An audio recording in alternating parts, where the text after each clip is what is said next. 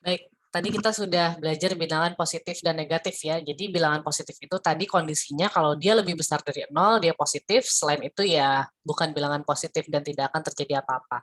Sekarang kita akan belajar dua kasus. Sekarang bilangan genap atau ganjil gitu ya.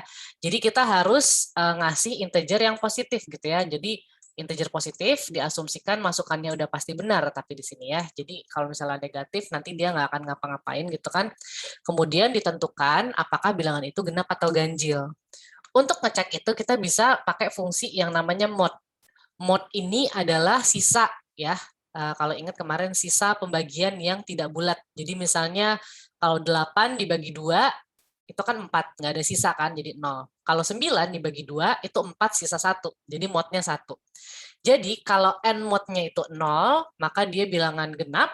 Kalau n modnya itu ada 1 gitu ya, maka dia itu bilangan ganjil. Dan nggak ada kasus lain, karena pasti semua itu dibagi entah sisa 1 atau sisa 0 sama sekali. Jadi kalau misalnya n mod 2-nya itu adalah 0, cetak genap, selain itu cetak ganjil. Sekarang, pseudocode dan flowchart-nya dulu. Pseudocode-nya tentunya input-nya akan n gitu ya tadi. Kalau n mod sama dengan 2, then output genap. Else, lagi-lagi ini adalah komentar, outputnya adalah ganjil. Dan ini juga simple ya, jadi input n, percabangannya cuma 2 gitu ya, pokoknya n mod sama dengan 2, n mod 2 sama dengan 0. Kalau dia benar, outputnya adalah genap, kalau dia salah, outputnya adalah ganjil. Dan selesai. Lalu kamu bisa langsung coba run program Python-nya. Oke? Jadi kita akan ke Python lagi. Mudah-mudahan screen saya masih terlihat ya. Ya, masih harusnya sih. Sekarang kita bikin file baru ya. Lagi-lagi saya akan copas dulu, tapi saya encourage kalian untuk ketik biar kalian tuh inget gitu kan. Oke, programnya namanya program genap ganjil. Inputnya harus n lebih dari 0, sorry. Jadi kalau misalnya kita ngasih tidak n lebih dari 0, dia nggak akan suka lah ya programnya. Untuk sekarang dianggap seperti itu dulu. N itu harus integer. Nah, N itu adalah input integer. Asumsinya N lebih dari 0. Nah, ini penting. Jadi, untuk beberapa hal, kadang-kadang kita harus ngasih tahu. Misalnya ini buat orang lain gitu ya. Dan kita pengen orang itu masukin data yang benar. Nah, itu perlu kita kasih tahu. Tolong masukinnya sesuatu yang lebih dari 0 misalnya gitu ya. Nah, if N persen, persen ini si mod tadi gitu ya. Jadi, ya ini program yang ada di Python lah kira-kira, jadi diingat-ingat aja. Jika modnya 2 itu adalah 0, maka dia akan genap. Ya, sisanya itu 0, genap. Tapi kalau sisanya 1 alias else gitu ya, dia adalah ganjil. Oke, saya rasa penting untuk saya ketik ini, jadi saya akan ketik ulang deh. Setidaknya bagian algoritmanya ya.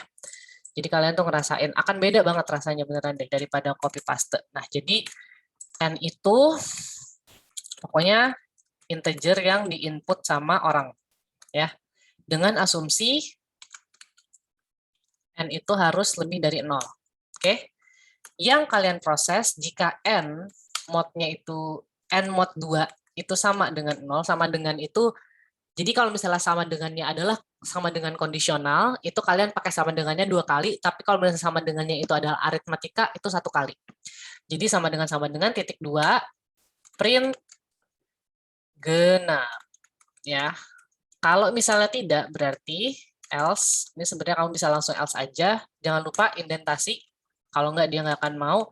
Ini kalian bisa kasih keterangan, else-nya itu adalah N2-nya sama dengan 1. Maka kalian print ganjil. Oke, kita akan run. Saya akan save dulu, dia tes ke berapa? Tes ke 6, 7? Test. Tes ke 7. Oke, sekarang kita akan masukin angka 9. Ganjil. Mainkan lagi. 8. Kena. Iseng-iseng ya, iseng-iseng nih. Saya nggak tahu apa yang akan terjadi. Iseng-iseng, saya run lagi, saya kasih -9. Ganjil gitu. Keren juga ya. Coba kalau misalnya kita play lagi dan kita kasih -8, apa yang akan terjadi? Oh, genap juga. Oh, pintar juga dia.